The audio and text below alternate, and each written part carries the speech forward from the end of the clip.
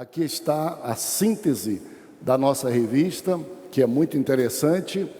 E para título desse capítulo, não tinha outra coisa a não ser copiar a própria Bíblia, e o escritor escolheu a aliança com os gibeonitas. O texto áureo, um texto-chave de todo esse capítulo de 27 versículos, vamos ler juntos? Vamos lá. Josué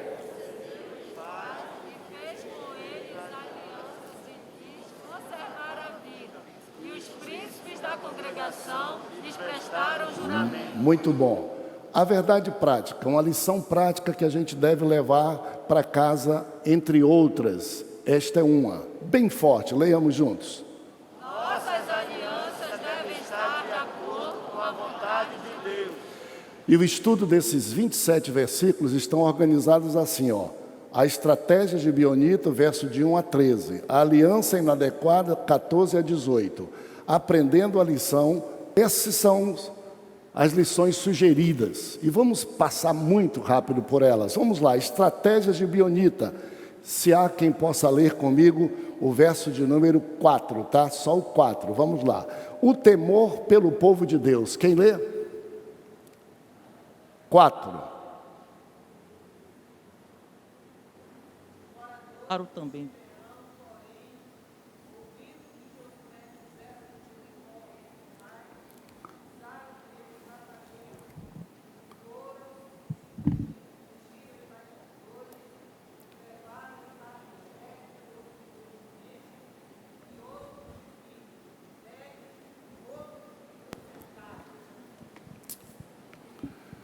Então o horror entrou no coração dos gibeonitas, e eles se disfarçaram para se apresentar a Josué e aos israelitas, porque estavam temendo serem mortos.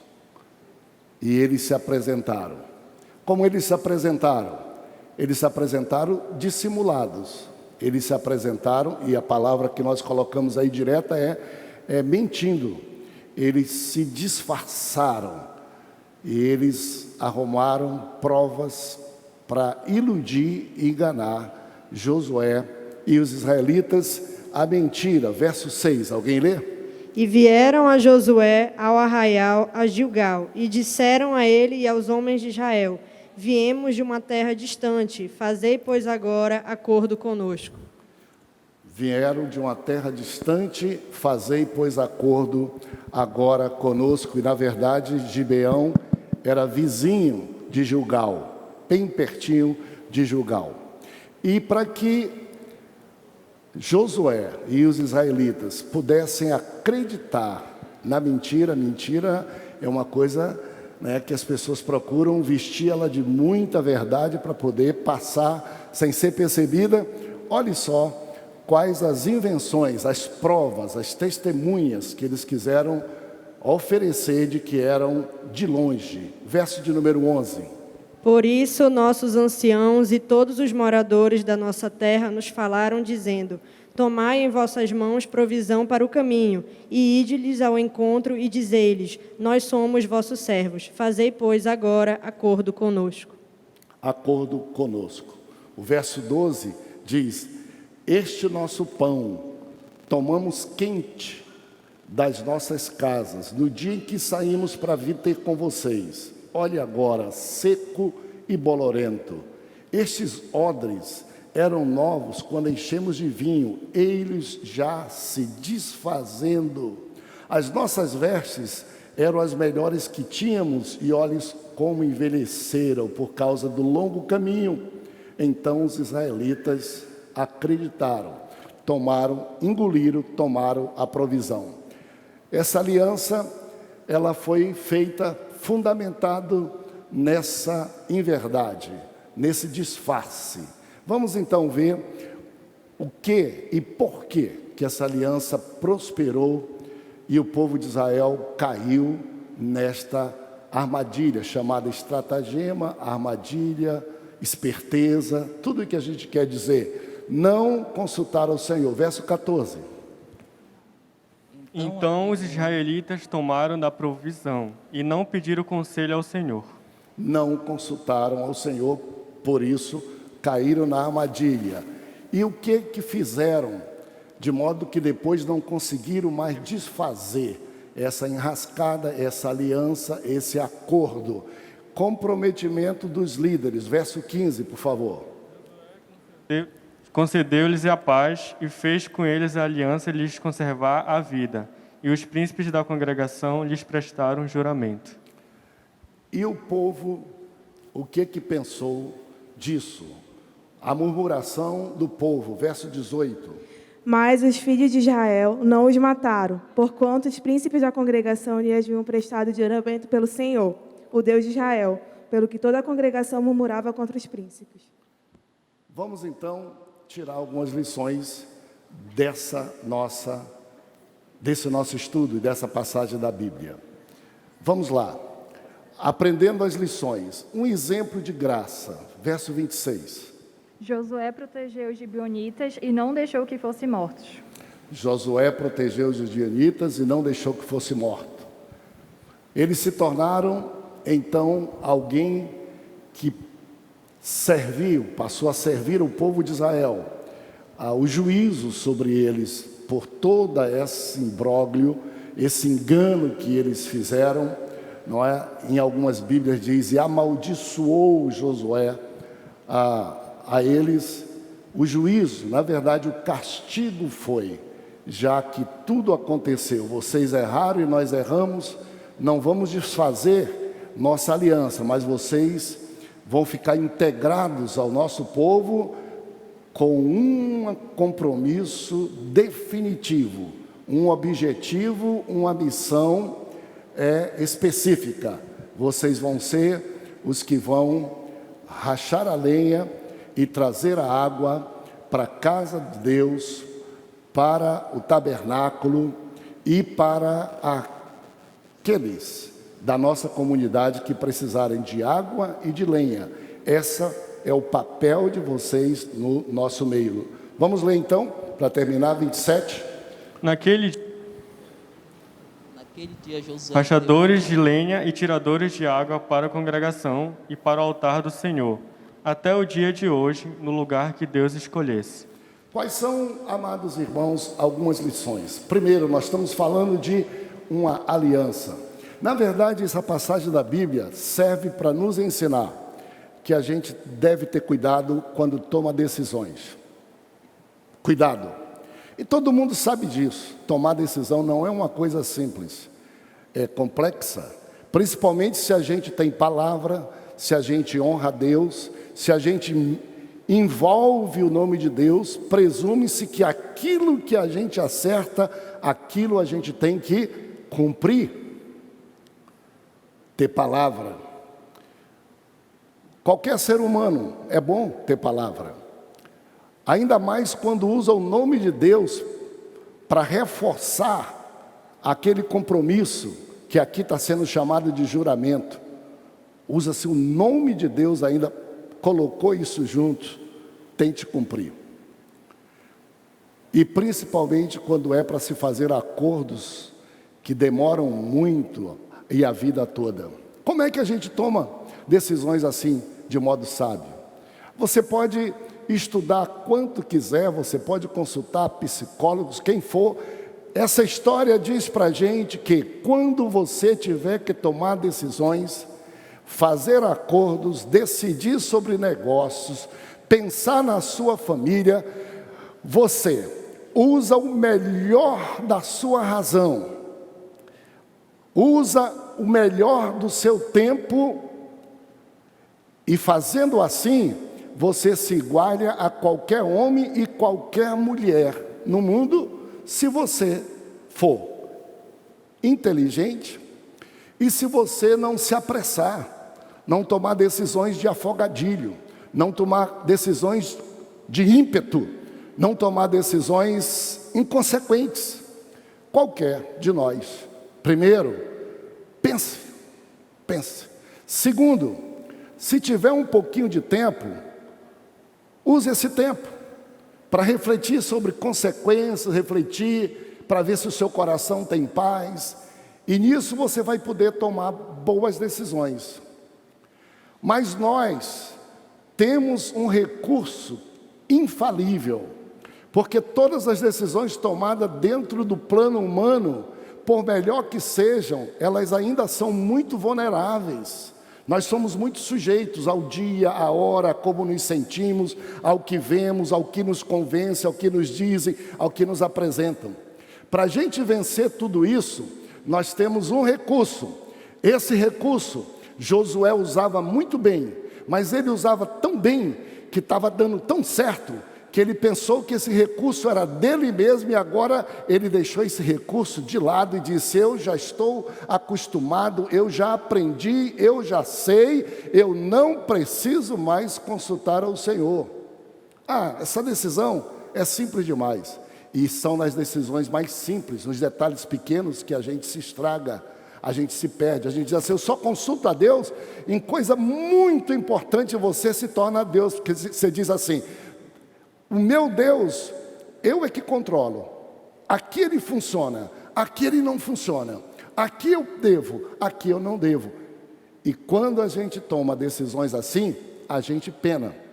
Primeiro problema aqui, Josué, que já ia para as batalhas, avisados por Deus, já totalmente instruídos. Lembra do Rio Jordão, nós estudamos?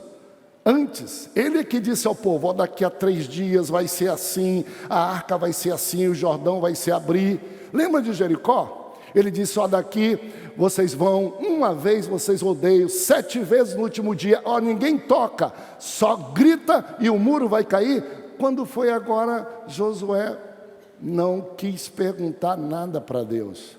Foi receber a embaixada vinda de uma cidade chamada Gibeão, um grupo de pessoas, sem perguntar nada para Deus, sem orar a Deus.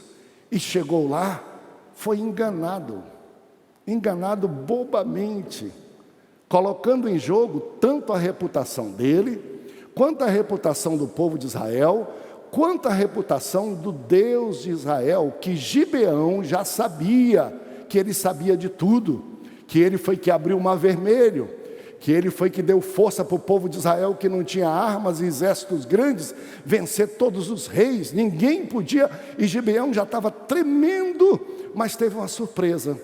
Gibeão disse: que crentezinho fraco, que crentezinho ralé, eu enganei ele, com uma história bem contada, e ainda com umas provas fajutas.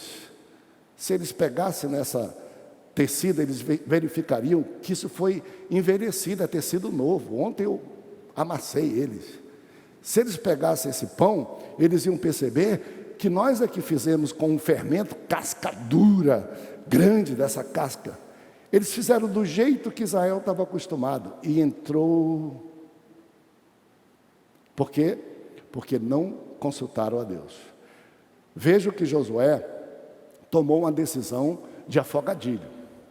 Eles chegaram, disseram tudo: queremos aliança de paz, e a razão nós não sabemos. Como também às vezes até nós não sabemos como é que a gente toma umas decisões burras, bestas. Poxa, eu sou uma pessoa tão previdente, eu sou uma pessoa tão cuidadosa, eu costumo pensar um pouco mais, eu costumo pedir um tempo para tomar uma decisão para um negócio, eu costumo pensar sobre minha família, sobre meu casamento, sobre meus filhos, eu costumo pensar sobre como é que eu vou me relacionar e resolver um problema que está acontecendo na família, no negócio. Como é que eu caí nessa? Alguma coisa me cegou. Diz a Bíblia que Josué e os príncipes de Israel olharam tudo aquilo, se encantaram e ainda receberam aquilo tudo que eles trouxeram como sendo parte de um presente para selar essa aliança. E Josué recebeu. E vocês leram a história, e vocês conhecem. 3 dias depois, você vê bem, tomar uma decisão. O Espírito de Deus estava no coração de Josué, dizendo assim: não, vocês são de perto, eu não vou tomar essa decisão de jeito nenhum, vocês estão querendo me enganar. Ele disse: não, Josué, não é verdade, teu coração, esse sentimento que você está tendo aí não é verdadeiro não, nós somos de longe, olha aqui a prova. E o dilema do coração de Josué e dos príncipes, é assim, não é? Cada decisão nossa. Então nós precisamos consultar sim a Deus, se queremos acertar. Por que nós precisamos consultar a Deus? Você que escolhe. Se você não quiser consultar e quiser tomar decisão por você, tome. E as consequências podem vir. Algumas dão certa, as outras não dão, você quebra a cara. Por que a gente precisa consultar Deus? Porque Deus quer, porque é capricho de Deus? Não, meus amigos. É porque Deus sabe o que nós não sabemos. É porque Deus vê o que nós não vemos. É porque Deus controla o que nós não controlamos. Qualquer coisa que nós vamos fazer, a Bíblia diz, o dia do amanhã não nos pertence. A Bíblia diz que nós não conhecemos e não podemos aumentar nem um fio do nosso cabelo. Quem é que conhece? Sabe quem? Os institutos de pesquisa. O IBOP, Datafolha, não é? Eles ficam e fazem pesquisa, ele diz assim, vou acertar no futuro com os números e com a prática e com a matemática. Eles vão, tá aí as pesquisas deles. Agora, quando a gente consulta a Deus, a gente diz assim, Deus, eu estou querendo, eu estou achando que deve, eu já estou quase decidindo, mas Deus, quem sou eu? Eu não sei o dia do amanhã. Eu não sei, Senhor, o que isso vai resultar. Eu te sirvo, eu te suplico, me ajuda a ver o que eu não estou vendo, a conhecer o que eu não estou conhecendo. Me dá o teu Espírito, faz o meu coração ter paz ou incomoda. Abre essa porta se é tua, ou bate na minha cara essa porta se não é tua, porque eu sou fraco, eu estou tateando, tem muitas portas abertas. Me ajuda. E a Bíblia diz que o Espírito Santo nos guia em toda a verdade. O Espírito de Deus, Josué sabia disso. Por isso que nós estamos estudando hoje esse drama. Provavelmente você pergunta, mas por que nós estamos estudando? Para nós não ficarmos pensando que a nossa vida é só de um guerreiro Josué, que atravessa Jordão, que vence Jericó. Vocês estudaram aqui, nós estudamos domingo passado sobre o pecado de Acã. E vocês viram a desobediência, um pequeno detalhezinho, uma decisão de obstinação de dizer, olha, se Deus me dirigir, eu vou seguir, mas eu não vou seguir tudo que Ele está dizendo não sou besta, não vou dar para Ele esse privilégio, porque esse negócio é um negócio bom, vai dar certo, e eu quero eu mesmo decidir alguma coisa. E num detalhe, estragou tudo que existia. Que maravilha, que maravilha. Decisão. Lembrem que no primeiro capítulo, quando nós começamos a estudar o livro de Josué, verso 9, o compromisso, o acordo de Deus com Josué foi, Josué, ninguém vai poder te resistir. Ser forte, corajoso. Atenção, porque tu farás esse povo herdar a terra prometida, mas ser forte e corajoso para fazer tudo como eu te mandei. Mas ser forte e corajoso para ensinar esse povo a fazer tudo quanto eu te ensinei. O acordo foi forte e corajoso para obedecer.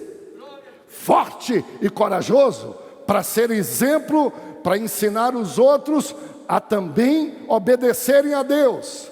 Tem nego que gosta de ser forte e corajoso para falar o que não deve, para fazer negócio que não deve, para dizer o que não deve. Frouxo, não obedece a Deus em nada, dizendo que Deus é menor do que você, dizendo que você é que manda em Deus, dizendo que Deus deve fazer como você quer, nunca se colocando atrás. Nós tivemos uma aula aqui, e ontem eu recebi algumas mensagens, já faz tempo, de uns irmãos dizendo assim, pastor, eu não me esqueço daquela aula. Eu digo, qual aula? Ele disse, da travessia do Rio Jordão. Eu disse, mas por quê? Ele disse, porque o Senhor disse, não vá na frente de Deus. Porque o Senhor disse, não fique do lado de Deus empurrando. Porque o Senhor disse, não fique atrás pisando no calcanhar de Deus. O Senhor disse assim, fica um pouquinho longe, 2 passos. Deixa Deus ir caminhando, vai vendo para onde Deus vai caminhando, e vai vendo, e vai seguindo o Senhor, e não te apressa, e não vai à frente, como o Senhor falou da arca, que Josué disse assim, olha, a arca vai abrir na frente, o cortejo, mas atenção, 2.000 côvados de distância entre vocês e a arca. 500 metros. Porque a arca representava a presença de Deus. Ela que dava a direção. Deus não é bobo. Josué aprendeu com isso, de se deixar ficar perto da arca, o povo empurra a arca, o povo vai na frente da arca, o povo derruba quem leva a arca, o povo erra e não tem mais jeito. Aprenda a seguir a vontade de Deus, consultar Deus, olhar Deus, e vai ser um privilégio. Alguém que está aqui dizendo, mas esses crentes são muito bobos, eles não têm autodeterminação, eles não sabem resolver, tudo é Deus, tudo é Deus. E exatamente isso, é por isso que sua vida está complicada demais, é por isso que você está pensando o que é que você vai fazer, querendo voltar atrás, mas não tem mais como voltar atrás de coisas mal feitas, negócios errados e decisões erradas. Nós somos covardes. É verdade, nós somos covardes para tomar decisões por nós mesmos, mas nós somos corajosos para seguir ao Senhor, obedecer o Senhor, consultar o Senhor, depender do Senhor. E é por isso que nós somos temos probabilidade de viver uma vida melhor e de ir para o céu, porque nós amamos o Senhor. O pressuposto, a aliança de Deus com Josué foi: me obedece. Nesse caso, ele desobedeceu. Consequência, 2 problemas da desobediência de Josué e do povo. Primeiro problema, esse povo gibeonita, em que pese ter mentido, disfarçado, ele tinha boa fé. Se você ler, e você já leu, o verso de número 1 diz: 5 reis se juntaram para pelejar contra Israel. O verso de número 1 está aí na sua Bíblia, você já leu comigo várias vezes. Sucedeu que, ouvindo isto, todos os reis que estavam da além do Jordão, nas montanhas e nas campinas, ouvindo isto, até a costa do mar, defronte do Líbano, os fariseus se juntaram, eles em comum acordo, para pelejar contra Josué. Ouvindo isto, se juntaram para brigar com Josué e com israelitas. Atenção, verso de número 3. Os moradores de Gibeão, os gibeonitas, porém, ouvindo isto, a mesma palavra, ouvindo isto que Josué fizera e Deus em Jericó, usaram de um estratagema para fazer uma aliança. Olha a diferença. Um povo, ouvindo, se preparou para guerrear e liquidar com Israel. Este povo de Gibeão, eles ouvindo disseram: o Deus deles é forte, o que ele está fazendo é sério, nós vamos morrer, nós não somos bobos, nós vamos nos aliar a eles. O único erro dos gibeonitas foi precisar mentir tanto. A gente pergunta assim: se não tivessem mentido, disfarçado, o que teria acontecido? Nós não sabemos, logicamente. Mas pelo desfecho da história, uns foram guerrear para acabar com Israel, a memória do Deus de Israel. Eles foram procurar misericórdia e proteção no meio do povo de Israel. Por isso, Deus fez com que Josué e os príncipes não aceitassem os matar, nem depois que descobriram que eles usaram de estratégia errada, porque o coração deles era diferente daqueles que queriam brigar, guerrear, matar. O coração deles era: quero proteção.